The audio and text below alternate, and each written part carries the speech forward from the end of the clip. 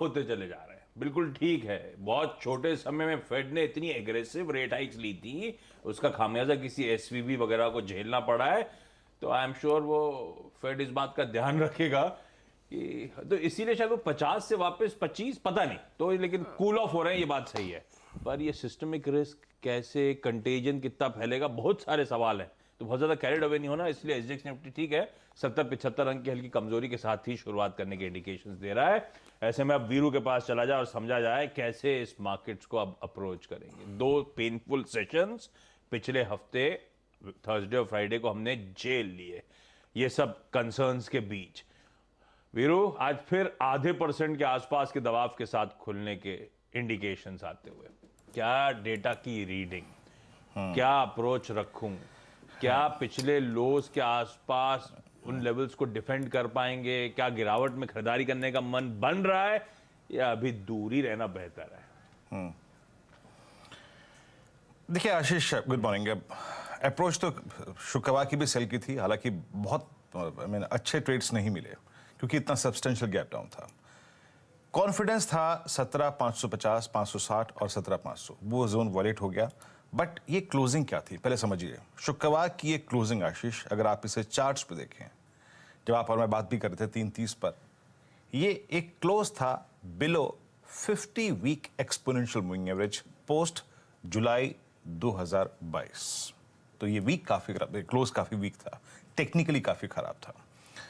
अब यहां से क्या अप्रोच रखें अगर आप शॉर्ट थे या फिर शॉर्ट करना चाहते हैं, डेटा क्या कहता है? देखिए पहली चीज तो ये है, मैंने नीरज जी की पूरी कमेंट्री सुनी, अब उसके आधार पे अब देखिए कुछ पॉजिटिव्स भी हैं, कुछ अगर आप देखिए नेगेटिव्स भी हैं। हमें कैसे एक्ट करना चाहिए, या फिर मैं कब लॉन्ग ट्रेड लूंगा या फिर कब मैं शॉर्ट ट्रेड लूंगा।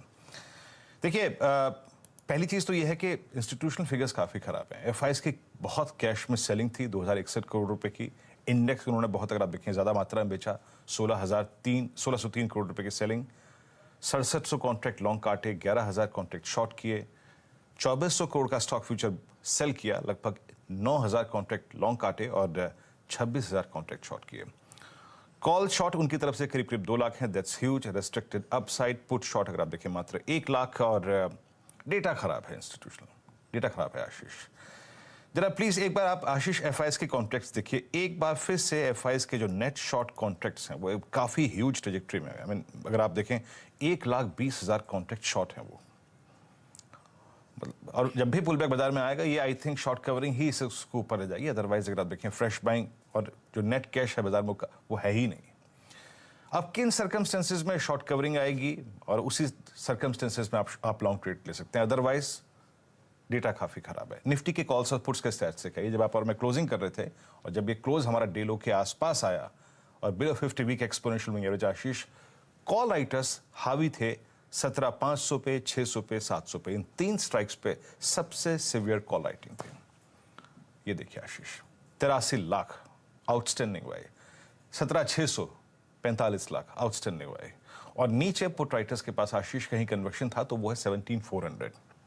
और उसके बाद याद रखिएगा ओनली मंथली कॉन्ट्रैक्ट पे 17,000 के पुट एक डिसाइसिव ओआई होल्ड करती है। पिरामिड्स आपके स्क्रीन पे आएंगे और ये 3 डार्क ब्लू कैंडल्स आपको रिफ्लेक्ट कर रही हैं कि आपका जो रेजिस्टेंस पॉइंट है, अगर पुल बैक थ्योरी मार्केट में जनरेट होती है तो वो क्या होगा। ये देखिए आपकी 17,500 ह्यूज टसल है यहां पर। एक चीज याद रखिएगा आशीष, रेजिस्टेंस 1 लेके आइए। रेजिस्टेंस 1 क्या है?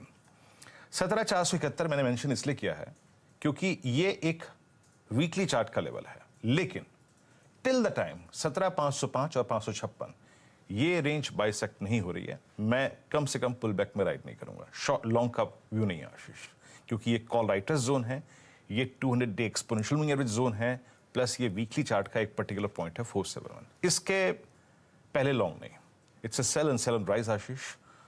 बेस लेके आइए, डिफाइन करता हूं कौन से 2 पॉइंट हैं मीनिंगफुल जो कि पुल बैक जनरेट कर सकते हैं लोअर लेवल से। वो है एक तो 17,255 हमारा रीसेंट क्लोज, और आशीष फ्रेंकली स्पीकिंग उसके बाद 17,144। ये डेली चार्ट पे एक पर्टिकुलर पॉइंट है, और उसके बाद 17,020 मैंने इसलिए मेंशन किया है, that's weekly monthly contract substantial OI.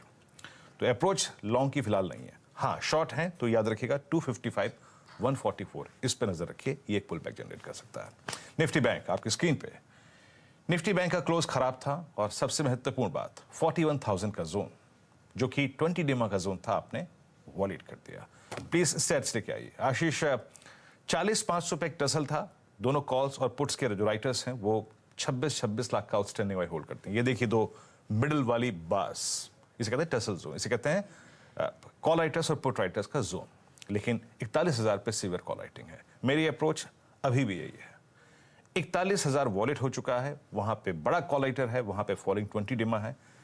Till the time 910, 955 और 41,040 ये वो जोन नहीं रेगेन हो रहा है ना Ashish, it's a sell and sell rise. Meaningful क्या है?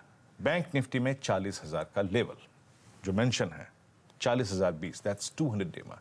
ये अगर आए तो अपनी शॉर्ट्स को कवर करिए, ये एक मीनिंगफुल पुल बैक जनरेट कर सकता है। बट बोथ ऑन इंडिसेस 17,505, 556 और बैंक निफ्टी पे 41,000 जब तक रिगेन नहीं हो रहा है आशीष, पुल बैक सस्टेन नहीं करेंगे। Over to you. और नियर टर्म में ग्लोबल मार्केट्स डिक्टेट करेंगे टर्म्स, वो न्यूज फ्लोज डिक्टेट करेंगे। खैर ये हो गया आज के लेवल्स, नोट डाउन करिए। अब सीधे हर्षदा के पास आज के सारे इंपॉर्टेंट स्टॉक्स इन न्यूज जानने के लिए। Harshada good morning. अच्छा, कई लोग पूछ रहे थे एसवीबी बैंक का इंडिया इंपैक्ट, तो हर्षदा से रिक्वेस्ट करी थी पहले उससे शुरू करते हैं, उसके बाद बाकी के स्टॉक्स